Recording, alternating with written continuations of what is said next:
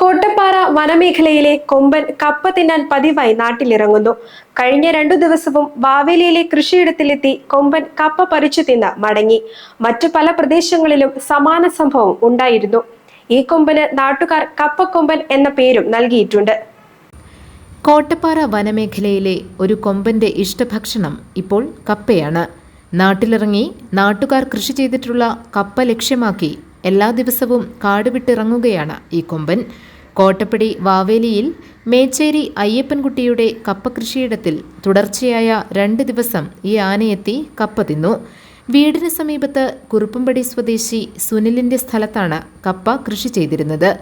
ആന കപ്പ പറിച്ചു തിന്നുന്നത് നോക്കി നിൽക്കാനേ അയ്യപ്പൻകുട്ടിക്ക് കഴിഞ്ഞുള്ളൂ. ഒച്ചവച്ചാൽ വീടിന് നേരെ തിരിയുമെന്ന ഭീതിയായിരുന്നു മൗനത്തിന് കാരണം.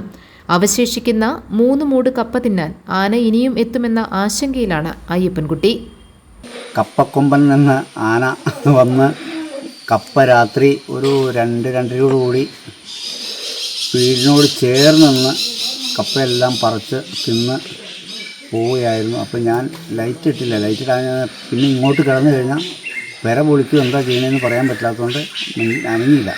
പിന്നെ കശോരയുടെ തട്ട് ഞാൻ പെരക്കകത്ത് മാറിയപ്പോൾ കശോര തട്ടിനകത്ത് ആന ഒരു 3 കട കപ്പ നിർത്തിയിട്ട് റോട്ട തന്നെ പോയി. ഇപ്പോൾ 2ാമത്തെ പ്രാവശ്യമാണ് വരുന്നത്. ഇനിയിപ്പോൾ ഇന്നും വരുമോയെന്ന് സംശയമുണ്ട്.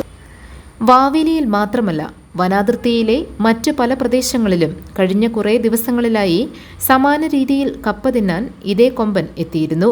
മനുഷ്യൻ ചെയ്യുന്ന അതേ മാതൃകയിൽ മൂടോടെ പറിച്ച ശേഷം കപ്പ തിന്ന് മടങ്ങുകയാണ് ഈ ആന. നാട്ടുകാർ ഈ ആനയ്ക്ക് കപ്പക്കൊമ്പൻ എന്ന പേരും നൽകി കഴിഞ്ഞു. ഇതിക്ക് മുമ്പും ഇതുപോലെ ആന വന്ന ആലികൾ ജോണിൻ്റെ കപ്പ പറിച്ച് മനുഷ്യൻ പറിക്കുന്ന പോലെ പറിച്ച് പൊക്കി എറിഞ്ഞ് തൂളിക്കളഞ്ഞ് അത് അടുത്ത ദിവസങ്ങളിൽ പോകും. അങ്ങനെ ചെയ്തു. ആനയുകൊണ്ട് ജനങ്ങൾക്ക് ഇവിടെ ഒരു രീതിയിലും കഴിയാൻ പാടില്ലാത്തൊരവസ്ഥയായിട്ടുണ്ട്. ഇപ്പോൾ ഭാവിയിലെ സംബന്ധിച്ച് നിരന്തരം ആന ഇപ്പോൾ വന്നുകൊണ്ടിരിക്കട്ടെ. അപ്പുറം നോക്കുമ്പോൾ പറയും അവിടെ വന്നിട്ടില്ല എന്ന് പറയും. ഇവിടെ എന്നും അതെ, ഇന്നലെ വന്നു, ഇനി ഇന്നും വരും എന്ന് പ്രതീക്ഷിക്കുന്നു. GTV news Kottappadi.